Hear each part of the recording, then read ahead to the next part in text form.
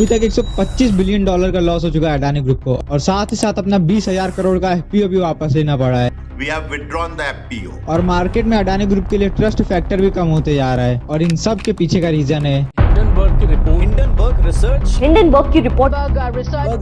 जब से ये रिपोर्ट आई तब से आप सबके मन में बहुत सारे सवाल उठ रहे होंगे। ये हिंडनबर्ग क्या है, ये किस तरीके से काम करता है, इस रिपोर्ट के पीछे हिंडनबर्ग की क्या सच्चाई है, और लास्ट में सबसे बड़ा सवाल आता है कि क्या ये रिपोर्ट एक एजेंडा है इंडिया के खिलाफ। तो सबसे पहले बात करते हैं कि ये हिंडनबर्ग क्या है और ये किस तरीके से काम करता है। 1937 अमेरिका के न्यू जर्सी के आसमान में एक बहुत जोर का धमाका होता है। ये धमाका एक स्पेसशिप में होता है। इस धमाके के साथ उस स्पेसशिप में आग लग जाती है, और इस धमाके के 30 सेकंड के अंदर वो स्पेसशिप पूरी तरीके से तबाह हो जाता है। इस दुर्घटना में 35 लोगों की जान जाती है। इस धमाके के पीछे का रीजन होता है उस स्पेसशिप में रखे गए 16 हाइड्रोजन के बलून। लेकिन ये पहली बार नहीं था, इससे पहले भी बहुत बार हाइड्रोजन के गुब्बारों की वजह से हादसे हो चुके थे, और इन्हीं सारे रीजन की वजह से इसे मैन मेड डिजास्टर कहा जाता है, और इस स्पेसशिप का नाम हिंडनबर्ग होता है।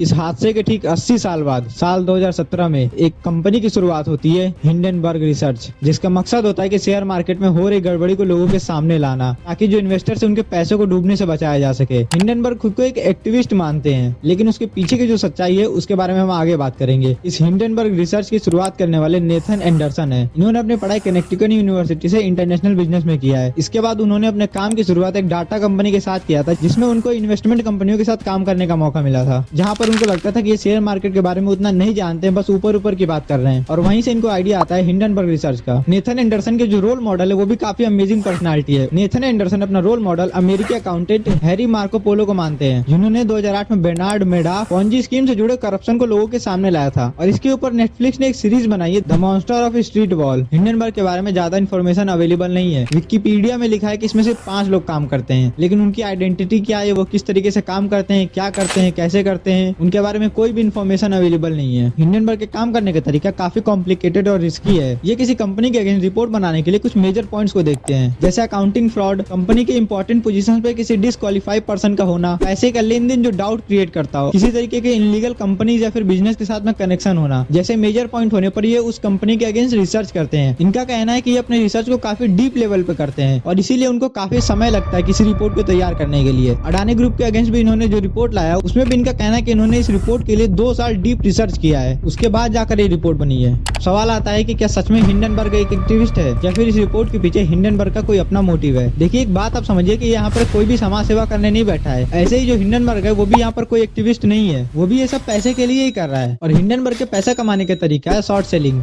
शॉर्ट सेलिंग क्या है, मैं इसे आपको सिंपल भाषा में समझा देता हूँ, मैं इसकी डीप में नहीं जाऊंगा। बेसिकली जब आप शेयर मार्केट में किसी कंपनी के ऊपर पैसा लगाते हो और उस कंपनी के शेयर जब ऊपर जाते हैं तो आपको प्रॉफिट होता है, लेकिन शॉर्ट सेलिंग इसका बिल्कुल उल्टा है। आप यहाँ पर प्रिडिक्ट करते हो कि किसी कंपनी के शेयर्स कितने ज्यादा नीचे जाएंगे, और उस कंपनी के शेयर जितने नीचे जाएंगे उतना ही आपको प्रॉफिट होगा, और अगर उस कंपनी के शेयर कहीं ऊपर जाना शुरू हो गए तो आपको लॉस होगा, और वो लॉस कितना होगा उसका कोई आइडिया नहीं है। इसीलिए शॉर्ट सेलिंग काफी रिस्की चीज है, और हिंडनबर्ग भी यही करता है। जब उसे किसी कंपनी के ऊपर डाउट होता है तो वो उसके ऊपर रिसर्च करता है, और रिसर्च करने के बाद जब उसे यकीन हो जाता है कि हाँ इस कंपनी में कुछ गड़बड़ी है, इस कंपनी के शेयर नीचे गिरेंगे, तब वो अपनी रिपोर्ट को अपने इन्वेस्टर्स को दिखाता है, और उसके बाद हिंडनबर्ग के इन्वेस्टर्स उस कंपनी में शॉर्ट सेलिंग करते हैं, जिसके बाद ये अपनी रिपोर्ट पब्लिश करता है। हिंडनबर्ग की रिपोर्ट को इतने ज्यादा सीरियस इसलिए लिया जाता है क्योंकि हिंडनबर्ग ने अभी तक 46 कंपनियों के ऊपर एलिगेशंस लगाए हैं, जिसमें से उसका सक्सेस रेट 75% रहा है, और कई बार तो ऐसा हुआ है कि इसने जिस कंपनी के अगेंस्ट रिपोर्ट निकाली है उस कंपनी के शेयर 90% तक गिरे हैं, और यही रीजन है जिसकी वजह से हिंडनबर्ग की रिपोर्ट को इतना ज्यादा सीरियस लिया जाता है। इसीलिए आप ये मत सोचो कि हिंडनबर्ग एक एक्टिविस्ट है, आप ये समझ लो कि ये भी एक तरीके से अपना पैसा कमाने की कोशिश कर रहे हैं। और अडानी ग्रुप के ऊपर इन्होंने जो रिपोर्ट निकाली है उसमें भी इन्होंने शॉर्ट सेलिंग की है, लेकिन कितना किया है इस नंबर के बारे में भी किसी को पता नहीं है।